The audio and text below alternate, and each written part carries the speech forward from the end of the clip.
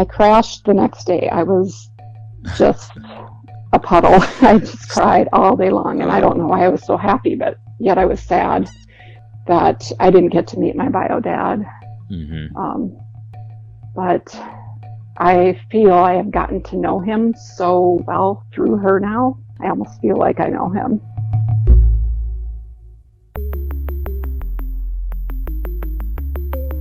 Who am I? Who am I? Who am I? Who am I? Who am I? Who am I? Who am I? This is Who Am I, Really? A podcast about adoptees that have located and connected with their biological family members. I'm Damon Davis, and today you're going to hear from Wendy, who called me from Minnesota. Wendy had a lot of information about her natural mother and assumed the woman would want to know her, but that wasn't the case. They corresponded once, solely for her natural mother to share clinical information. Then, the door closed. Wendy said finding her paternal sister, Jen, a woman she could have met years earlier at church, has been a redemptive blessing that's brought Wendy peace. This is Wendy's journey. Wendy was adopted from Lutheran Children's Friends Society in Minneapolis, Minnesota. Her parents were alerted that a baby girl was available for adoption, so her parents went to see her and decided to take her home the next day. She had one younger brother who was adopted when she was about 2.5 years old. She still has a vivid memory of the day they went to pick him up, right down to the dark wood bench she sat on in the waiting room. The siblings still have a good relationship to this day, but Wendy remembers how she stood out from her family as a kid. Physically looking very different from my mom and dad. They were both kind of dark hair, and I was really white blonde. And so I looked different, and from, like, my cousins were all dark hair. And so I always kind of stuck out and maybe didn't really fit in as far as looks go, but everybody on both sides seemed to welcome me and treated me just like I was, one of the biological family members. Wendy's parents divorced when she was about 8 years old. It was a tough time for the kids with a lot of trauma from their parents' split. Their mother remarried, and the new family moved to a small rural town northwest of Minneapolis, about 3 hours away. Their dad moved to California. It was a tough transition from the city life to rural living, but over time, Wendy admits, she came to love it. It's where she met her husband, and her mom still lives there today. But back then, the kids spent the school year with their mom, then split time with their father in the summer. When I did move to this area, I was about 10, and I was really uncomfortable with people knowing that my parents had gotten divorced, and I ended up not wanting people to know that, and there's no way then I was going to ever tell them that I was adopted, because that's just another different thing about this new girl coming to town. And so I didn't talk about it or tell people until after I graduated from high school. And there were two exceptions to that. My very best friend knew, and my boyfriend in high school, who is now my husband of 32 years. So Wow. They're the only two people that I ever told. So Wow. Ever since then, though, I have been an open book with the adoption piece. So kind of did a complete flip. Wendy said she was self-conscious about her mother having a different last name, her status as an adoptee, and anything that made her stand out as different in her new town. She didn't have any negative feeling about being adopted. She was just self-conscious, so it was easier for people not to know the details of her life. Wendy described herself as a shy girl, really into reading, and she had a small, close group of friends whom she had fun times with at the lakes around their town. Aside from chats with her now husband, Wendy didn't talk about her adoption much at all. I had one friend, I was out of high school, but I told him that I will for sure find my biological mother before I ever have kids. And I didn't, but it must have been just kind of in my mind that that's something that I really wanted. Wendy's parents never sat her down to say she was adopted, but they talked about it openly. Her adoptive parents had requested social history on her natural parents and her brother's first parents too. So the children had information about their other parents, which sparked a lot of curiosity for Wendy. In that information, there was just a little blurb about her natural father: height, weight, hair, and eye color, that he had one sibling, and minimal information about the man's mother and father. She had a better description of her first mother, including physical features, her academic status as salutatorian of her class, and her musical interests in the French horn. It just said that she had hoped to go on to nursing school after I was born. Apparently, according to the history, that my parents had been in a longer relationship, but once I was conceived, the relationship didn't continue. Wendy said she was about 22 when she told her friend that she was definitely going to find her natural mother before having children. I asked her to elaborate on her desire to search. I wanted to search. I fully intended to search. The really odd thing, and I think it was a total mistake on the part of the courts, but my adoption decree, on the top it said, "This child's name shall be changed to Wendy," and her parents are, my mom and dad's names. And then they listed on the bottom, and mother is, and it gave my birth mother's name, full, middle, and last name. Wow. So, and, Wow. My adoption records are sealed. The adoption was closed. So I'm pretty sure that was a mistake. Oh, yeah. But it wasn't on my brother's adoption papers, 2 years younger. But yeah, so I had her name all the time. And I don't remember exactly what age I was when my mom let me read my non-identifying information first, but I was definitely maybe late middle school, high school aged. And then, seeing my bio mom's name, I know when we were in Minneapolis, I would look in the phone books and see if I could find her. Wendy contacted Lutheran Social Services looking for information at a time when she was just a poor college student. Later in life, she called again for information. They sent her a new page of non-identifying information, somewhat shorter than what she had already, but it included some characteristics about her people that wasn't in the first set of information she laid eyes on. The difference in the documents made it clear that the information an adoptee receives is up to the person assembling the file. In 2004, Wendy penned a letter to her natural mother introducing herself. It was a letter she wouldn't deliver for another 10 years. I had at one point written a letter to my birth mother thinking that I was going to start the search, and when I sat on it, and then I'm just kind of, chickened out, I guess. So I think I was really afraid of rejection. Mm-hmm. And I kind of fast forward 10 years, I was working with a patient of mine, and she was telling me about the fact that she was adopted and she had reunited with her birth mother. And so that night, when I got home from work, it was on my mind, so I typed her name into the search bar, as I had done before with no hits, but this time her name popped up.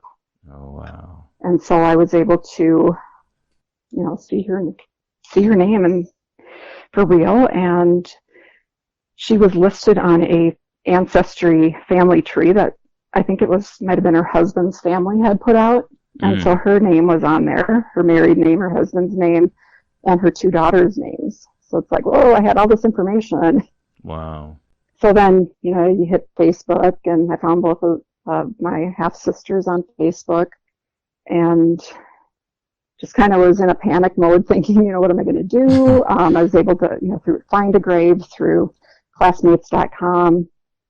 I had, a lot more information, and then I dug my old letter out that I had written 10 years prior, made a lot of revisions, gathered some photos, and I sent her a letter by certified mail. And she did sign for it, but she never responded. Oh. So that was tough. I would I kind of gave it a week, and then I'm like, okay, if she got the letter, she'd, be responding, within a week. I was sure she was going to be, excited to do this, and she was waiting to hear from me, and I would run home at lunch from work and check the mail. I was just like every day, and nothing. And finally I just like, well, I guess she just doesn't want contact.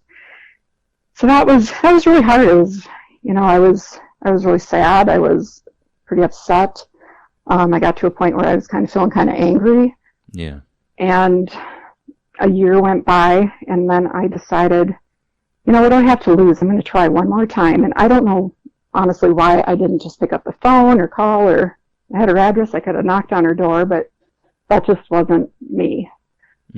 So I sent her another letter, and this time, being in the healthcare field that I am, I had access to a lot of different medical health history questionnaires, and so I created my own health history, and I had a bunch of columns, one for her mom, dad, her brother, and then I slipped, a column in for my bio dad, because, just thought, maybe she knew some information. And while she returned the note that I had sent her, and at the bottom of, in my bio dad's column, she had written in big letters, deceased, letter by letter down the column on both pages. Wow. Just in case I didn't get it the first time. Yeah, wow. But so she just wrote, your biological father is deceased, as is his wife and his brother. I do not know their health history. No, she said, thank you for, how did she word that? Thank you for respecting her privacy. And she said that she keeps me and my family in her prayers. And that was it. She didn't sign it or anything. Oh, wow. So that was my contact with her.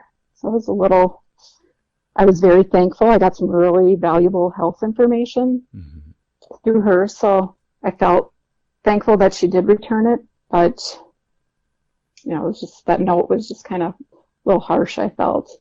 On the bottom of my note, I think the reason that I ended up getting a reply is because I put, I don't know if you have told anybody about me, so I am hesitant to contact other family members at this time.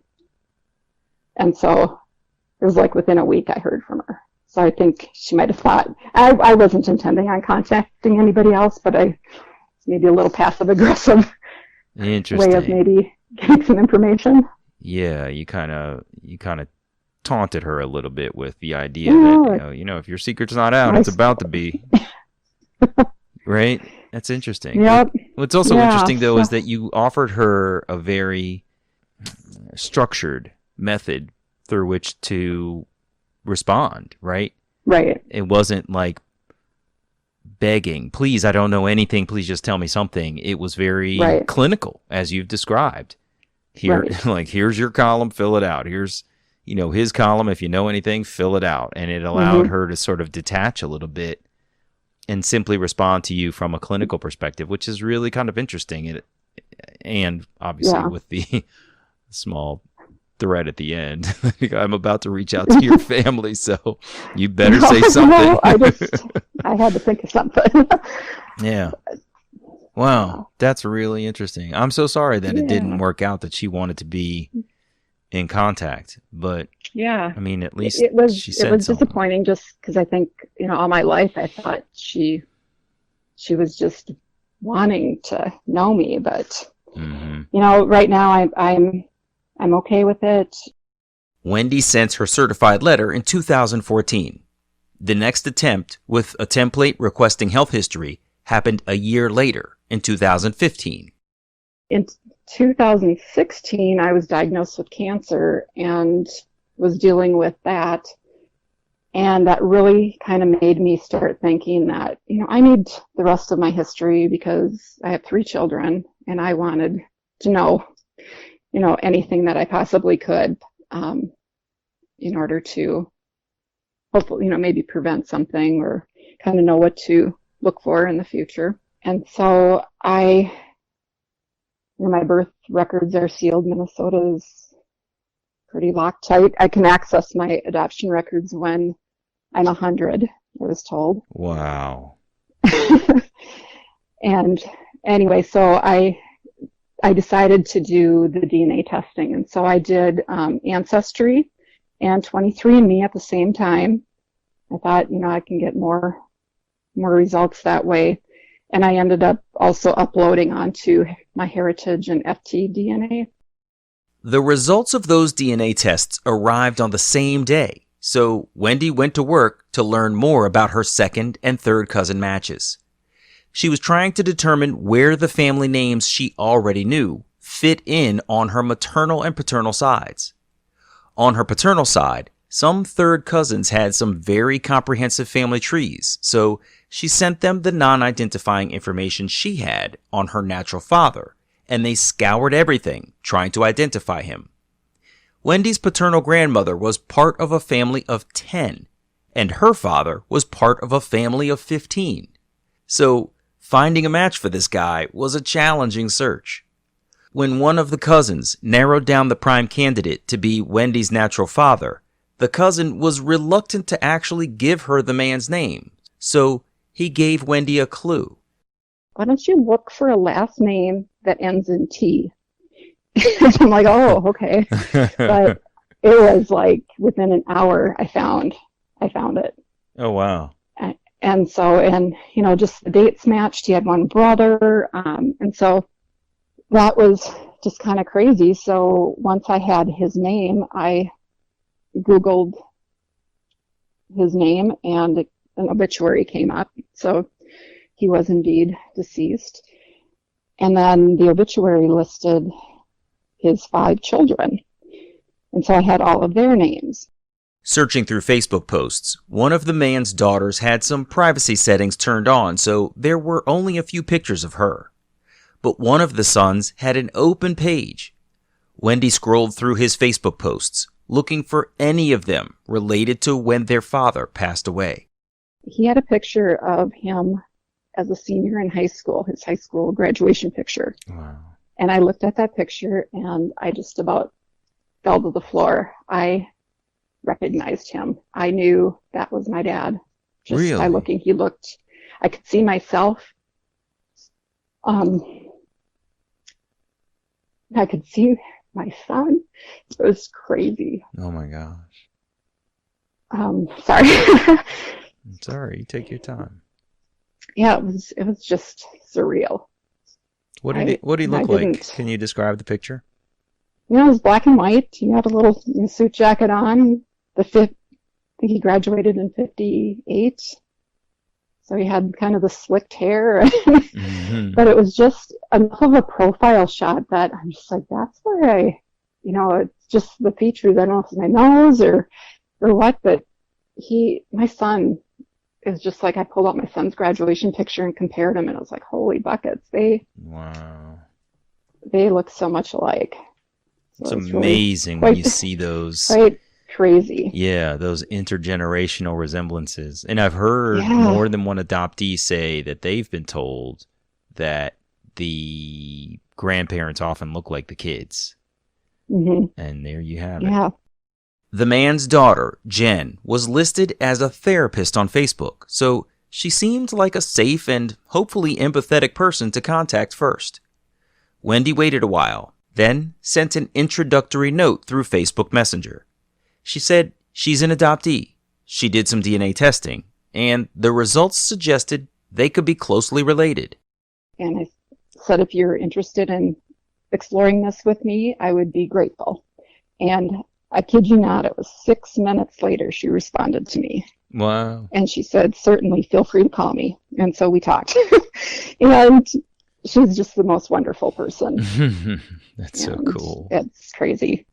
What was it like to be on the phone with somebody you're related to? I was shaking so badly. I don't know how I could even think. It was crazy. Wow. The first thing she said to me, we said, hi. And then she's like, do you think my dad is your dad? And I'm like, I think there's a good possibility. And I told her, I said, I have some information, my non-ID information. And so I went through the list. I said, blue eyes, dark brown hair, average height, one brother, a farmer, his mother was a housewife who was very active. His father was, I think they said, suffering from Parkinson's disease, and it's like everything checked the box. Wow. She's like, yeah. And so then she asked if I would be her friend on Facebook. And so at that time we started looking through each other's pictures. And then she was sending me all kinds of pictures of my dad and my grandma and her brothers and sisters. And I'm kind of looking through her stuff too. And I see a post and it says liked by somebody, and I recognize this name, and I'm like, oh my gosh, that was my pastor. So I asked her if she had any ties to St. James, where we had gone to church when my kids were younger. And she said, yes, I was the youth director at that church. And it was during the same time we were going there. Are you serious? And I'm serious. And this is, I mean, she lived probably an hour and a half where she grew up, an hour and a half away, but we ended up at this little small neighborhood church. She's our youth director, and her parents would come to the services. So I was probably in the sanctuary with my birth dad, and Jen and I passed each other in the halls for 3 years at least. What? And yeah. So we were both just kind of floored. Oh my gosh, that is nuts. Oh. I know. That is and the crazy unreal. thing is her and I look so much alike. I don't know how, people didn't say, oh my gosh, you look like Jen. That's really funny, yeah. People have actually, since they've come up to us, are you guys twins? And we're like, well, no, but we just kind of laugh. Well, nice of you to ask now. Yeah. And the thing, she told me, she said, if you were to put all 5 of, the kids in her family in a room, and I was to look at all of them, you would never know that any of the 5 of them are related. They all look so different, but her and I look alike. That is crazy. Yeah. Whoa. Oh my gosh. I can't imagine what y'all must have thought of when you realized you were at the same church and she was directing service. I mean, wow. That's so cool. Wendy and Jen decided to do a siblingship DNA test just to confirm scientifically what they already knew. When the results came back positive, as expected, they decided that they had to get together face to face.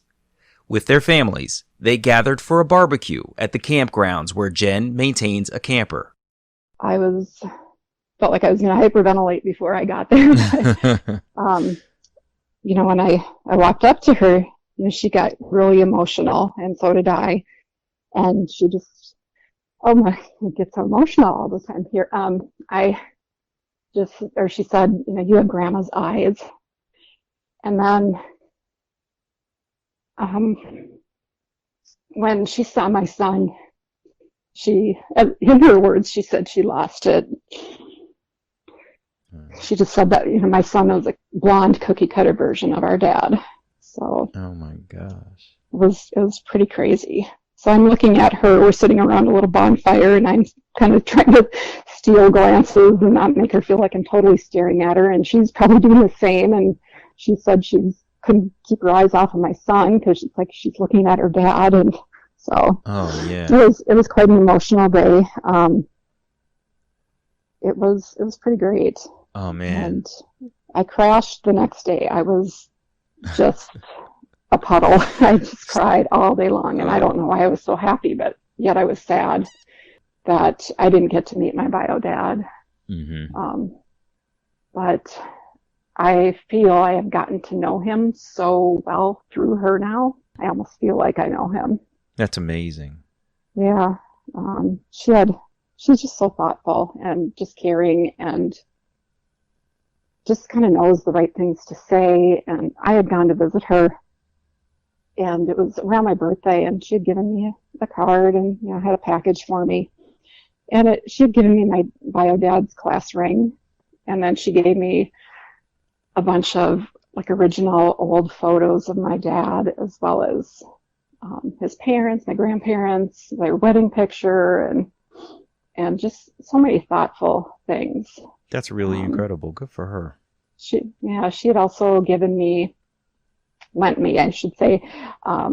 My dad had kept a journal when he was going through kind of a tough time in his life, and so she had given that to me to read. And then she also let me read. My grandma had kept a diary, and so she let me kind of go through that just to know what her grandma's life was day by day. And she also let me go through her grandma's cookbook, which she had handwritten notes and a lot of her recipes in. And she also let me go through my grandma's Bible, which was dated 1910, and she had notes from, the passages that were used for her confirmation or her dad's pa, is what she called him, her dad's funeral, and just always just personal things that it was just so heartfelt and just so thoughtful. That's really awesome. Yeah. How cool. Yeah. So I went to visit her another time, and she didn't tell me this, but she had snuck a little package of my dad's ashes in my suitcase. And I was driving home, and I saw the road sign for the town that he used to live in, or where he was raised and raised his family. And I don't know what, I turned and I went to that town. I went to his grave. I went to this little country church where my grandmother's, all of her ancestors were buried. I was wandering through there. I was able to figure out where the farmsteads were, where my grandparents farmed and where my dad and his family, his brother farmed. And it's just, I have such a draw to that place.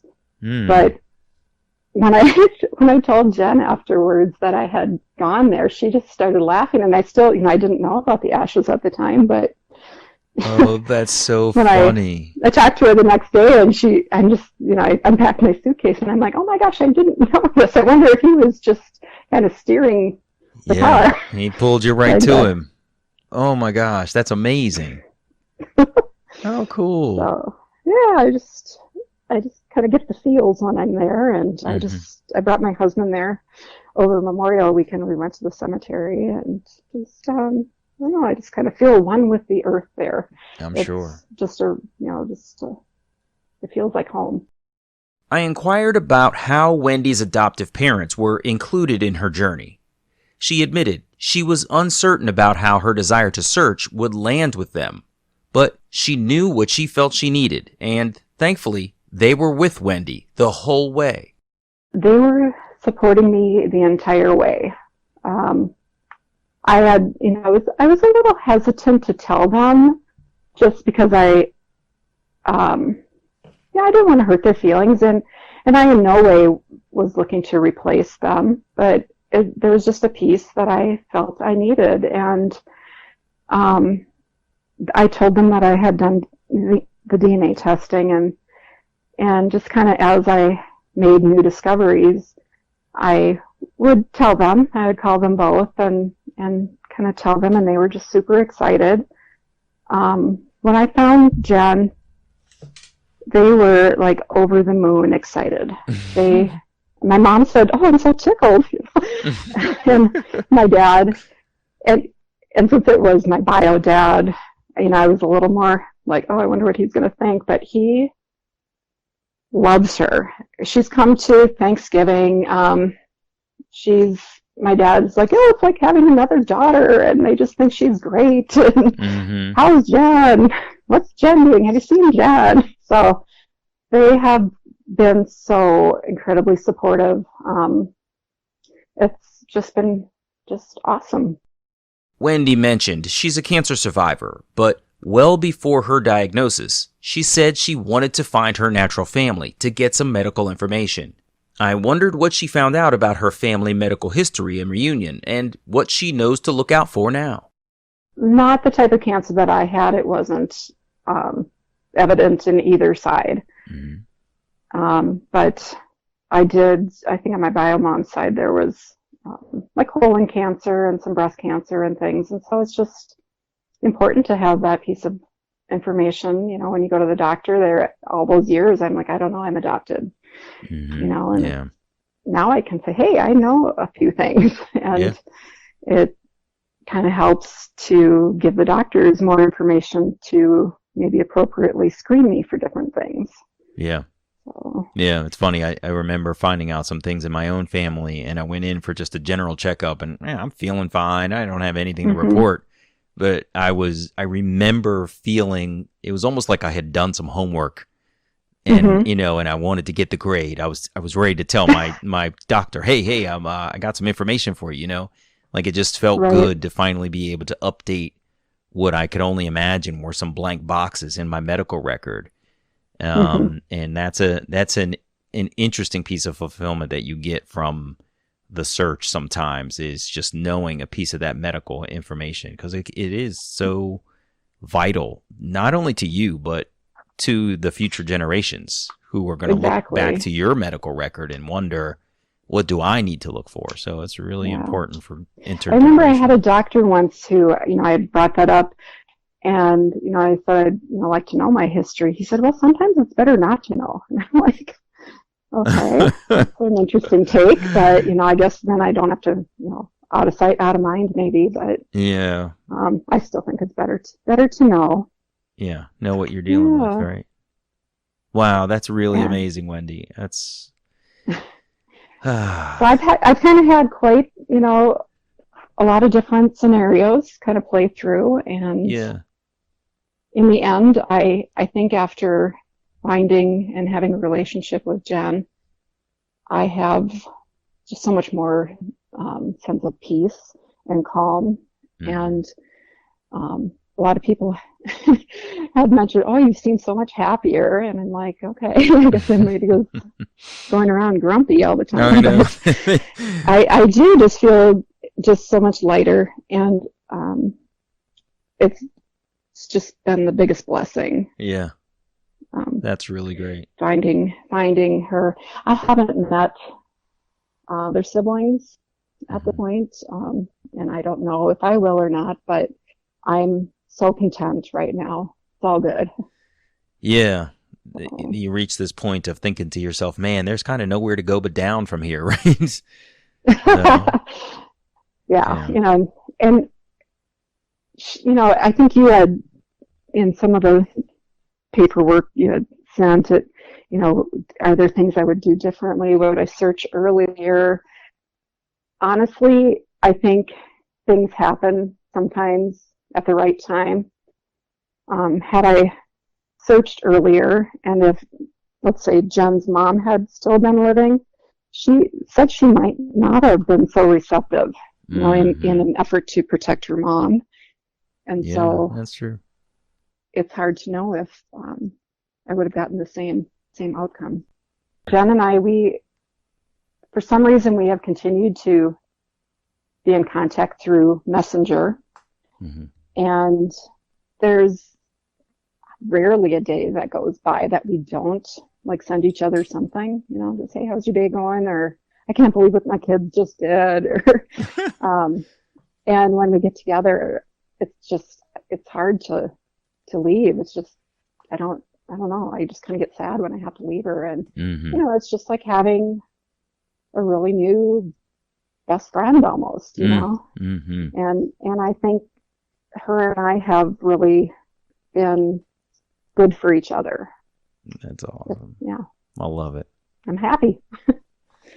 That's 55 years, and I finally am at peace, and everything's good. And it kind of, finding her, and it just kind of lifted the disappointment of not having contact with my bio mom. Yeah. So yeah, kind of made peace with that, and I'm good. Yeah. That's amazing. I'm so happy for you, Wendy. I'm glad you found that peace and that comfort in a sibling. That's so cool. And I have to say, your podcast has been so helpful in helping me in my healing process and everything too. It's just been awesome hearing other people's stories, and there's so many parallels that you find similar to your own. Yeah. And it's like, man, I'm not the only one going through those feelings. So it's been great, and I really appreciate the effort that you put into the show too. Oh man, that means a lot. Thank you so much, Wendy. I'm really Oh, glad you're it's been a welcome. good resource for you. And it's funny too, even if you haven't been through a similar situation to someone else, I think just being an adoptee too, you can empathize in a different way than others can. Oh, So absolutely. yeah, this is I'm so thankful that I found this work, and I'm glad to continue to do it. All right, all the best to you, Wendy. Thank you so much for taking time to share your story. And thank you. All right, take care. Bye bye. Yeah, bye-bye. Hey, it's me. Wendy's attempt to connect with her natural mother didn't go as she'd hoped after years of assuming the woman would want to know her. However, I thought it was smart of Wendy to provide a medical history template for the woman to complete to make information sharing easier without contact. I loved hearing what a great connection her paternal sister Jen has been in her life. After we recorded her show, Wendy wrote me an email with some of the following. I believe my dream about my natural father dying was fairly close to the time he passed. I also had a very vivid dream about him watching me from a distance when I left the hospital after I was surrendered. Prior to those dreams, I honestly never thought much about him at all. Afterwards, he was often in my thoughts, and I became very curious about him. One of the things I asked Jen was if she had any videos or voice recordings of my dad. She thought he may have been on recordings when her kids were young, but had lost track of those recordings in a move. A few weeks ago, she found them and started sending clips. I listened countless times, trying to memorize every word, how he enunciated words in his deep, gruff voice. So heartwarming and helpful to see and hear him. I'm Damon Davis, and I hope you'll find something in Wendy's journey that inspires you, validates your feelings about wanting to search, or motivates you to have the strength along your journey to learn. Who am I, really? If you would like to share your adoption journey and your attempt to connect with your biological family, please visit whoamireallypodcast.com/share. You can follow the show at facebook.com/WAIReally or follow on Twitter at WAIReally. If the show is meaningful to you, you can support me with a contribution to keep it going on patreon.com/WAIReally. Please subscribe to Who Am I Really on Apple Podcasts, Google Play, or wherever you get your podcasts. It would mean so much to me if you took a moment to leave a 5-star rating there. Those ratings can help others to find the podcast too. And if you're interested, you can check out the story of my adoption journey, Who Am I Really? An Adoptee Memoir, on Amazon.com, on Kindle, or as an audiobook on Audible. I hope you'll add my story to your reading list.